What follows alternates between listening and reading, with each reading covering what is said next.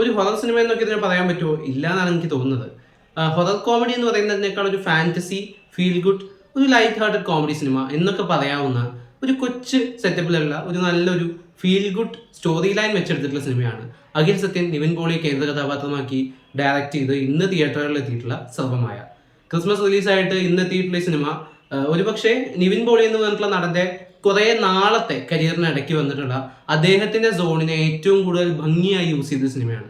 സിനിമയുടെ കഥയിലേക്ക് വരുമ്പോൾ വളരെ ഫേമസ് ആയിട്ടുള്ള ഒരു ബ്രാഹ്മണ കുടുംബത്തിൽ നിന്നും വന്ന് പൂജാവിധികളൊക്കെ പഠിച്ചിട്ടും ആ പണി മൊത്തമായിട്ട് വേണ്ടെന്ന് വെച്ചിട്ട് മ്യൂസീഷ്യൻ ആവാൻ ഇറങ്ങി തിരിച്ചിട്ടുള്ള നായക കഥാപാത്രം ഒരു സിറ്റുവേഷനിൽ നാട്ടിലേക്ക് തിരിച്ചു വരേണ്ടി വരികയും അവിടെ വെച്ച് അയാൾ കൺഫ്രണ്ട് ചെയ്യേണ്ടി വരുന്ന സിറ്റുവേഷൻസും അതിൽ നിന്നൊക്കെ ഉണ്ടാവുന്ന ബാക്കിയുള്ള സംഭവങ്ങളും മറ്റ് ചില ഫാന്റസി എലമെന്റ്സും ഒക്കെ ആയിട്ട് പറഞ്ഞു പോകുന്ന ഒരു രസകരമായിട്ടുള്ള കഥയുള്ള അത്യാവശ്യം രസകരമായിട്ടുള്ള പ്രസന്റേഷനുള്ള ഭംഗിയുള്ള ഒരു സിനിമയാണ് സർവമായ.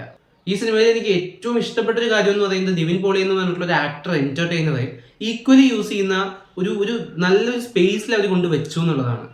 ആളുടെ ഒരു പ്രസന്റേഷൻ, ആളുടെ ലുക്സും ആളുടെ പെർഫോമൻസും ആ ക്യാരക്ടറും അയാളുടെ ഇമോഷൻസും ഒക്കെ നമുക്ക് വളരെയധികം ഈസിലി കണക്റ്റ് ആവുന്ന, അതൊക്കെ നല്ല രസമായിട്ട് സ്ക്രീനിൽ പ്രസന്റ് ചെയ്യാൻ പറ്റുന്ന ഒരു ആക്ടറാണ് നിവിൻ പോളി. അത് മാക്സിമം നന്നായിട്ട് യൂസ് ചെയ്യാൻ ഈ സിനിമയ്ക്ക് സാധിച്ചിട്ടുണ്ട്. അതുപോലെ നിവിൻ പോളി അജു വർഗീസ് കോംബോ എനിക്ക് തോന്നിയത് കുറച്ചുകൂടെ അവരെ ഒന്നുകൂടെ എഫേർട്ട് എടുപ്പിച്ചിരുന്നെങ്കിൽ കുറെ കൂടെ ചിരിക്കാനുള്ള വകുപ്പ് ഈ സിനിമയ്ക്ക് സമ്മാനിക്കാൻ പറ്റുമായിരുന്നു. കാരണം ആ ഒരു ലീഗിലേക്ക് വരുമ്പോൾ ഇതൊരു പൊട്ടിച്ചിരി സിനിമയൊന്നുമില്ല.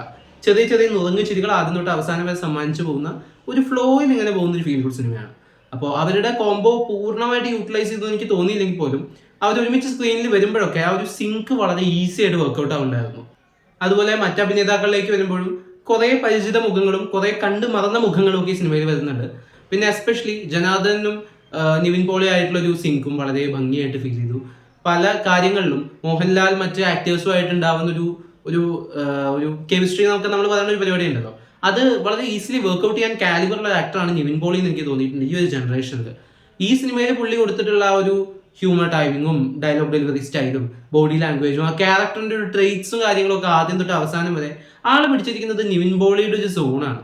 അതിന്റെ ഒരു ഭംഗി ഈ സിനിമ ആദ്യം തൊട്ട് അവസാനം വരെ കണ്ടുകൊണ്ടിരിക്കാനുണ്ട്. അതിലേക്ക് വരുന്ന ഈ ഫാന്റസി എലമെന്റ്സും ഹീറോയിൻസും അവരുടെ ട്രാക്കും സ്റ്റോറീസും ഒക്കെ ഓക്കെയാണ്. ചില എലമെന്റ്സ് കുറച്ച് ഫോഴ്സ്ഡ് ആയിട്ട് തോന്നിയിട്ടുണ്ടെങ്കിൽ പോലും ഓവറോൾ നോക്കുമ്പോൾ ഒരു ഒഴുക്കുള്ള സിനിമയാണ്. അപ്പോൾ നിങ്ങൾക്ക് ഇത് തിയേറ്ററിൽ ഫാമിലി ആയിട്ട് പോയിട്ട് ആദ്യം തൊട്ട് അവസാനം വരെ കുറച്ച് രീതിയൊക്കെ ആയിട്ട് കണ്ട് ജസ്റ്റ് ഇങ്ങനെ ഒന്ന് കംപ്ലീറ്റ് ഒരു ഹാർട്ട്ഫുൾ ഫീൽ ഒക്കെ കിട്ടാവുന്ന ഒരു നീറ്റ് സിനിമയാണ്. അതിനർത്ഥം നിങ്ങൾ ഈ സിനിമ വീട്ടിൽ നിന്ന് കണ്ട ഫീൽ കിട്ടില്ലെന്നോ ഇത് തിയേറ്ററിൽ പോയി പൊട്ടിച്ചിരിച്ച് കാണാവുന്ന സിനിമയാണ് എന്നൊന്നും അല്ല. അങ്ങനെ വലിയ ഹൈ മൊമെന്റ്സോ ട്വിസ്റ്റോ കാര്യങ്ങളോ വലിയ ടെൻഷൻ മൊമെന്റ്സ് ഇല്ല, ഹ്യൂമർ ഭീകരമായിട്ടില്ല, വലിയ അങ്ങനെയൊന്നും ഇല്ല. എല്ലാം വളരെ വളരെ മൈൽഡ് ഫ്ലേവേഴ്സ് ഉള്ള, വളരെ മോഡറേറ്റ് ആയിട്ടുള്ള ഒരു പേസ് ഉള്ള, വളരെ സോഫ്റ്റ് ടോൺഡ് ആയിട്ടുള്ള വിഷ്വലിംഗ് ഭംഗിയുള്ള ഒരു ഡീസൻറ്റ് സിനിമ. നല്ലൊരു എക്സ്പീരിയൻസ് നൽകുന്ന ഒരു നല്ല സോഫ്റ്റ് ഫീൽ ഗുഡ് എന്റർടൈനറാണ് സർവമായ. അപ്പോൾ തിയേറ്ററിൽ സിനിമ ഓടിക്കൊണ്ടിരിക്കുകയാണ്. നിങ്ങൾക്ക് കാണാൻ താല്പര്യമുണ്ടെങ്കിൽ തീർച്ചയായിട്ടും പോയി കണ്ടു നോക്കുക. സിനിമ കണ്ടവരാണെങ്കിൽ അവരുടെ അഭിപ്രായങ്ങൾ കമന്റ് ബോക്സിൽ രേഖപ്പെടുത്തുന്നു വിശ്വസിക്കുന്നു. നമുക്കിനി മറ്റു വീഡിയോയിൽ വീണ്ടും കാണാം. ബൈ.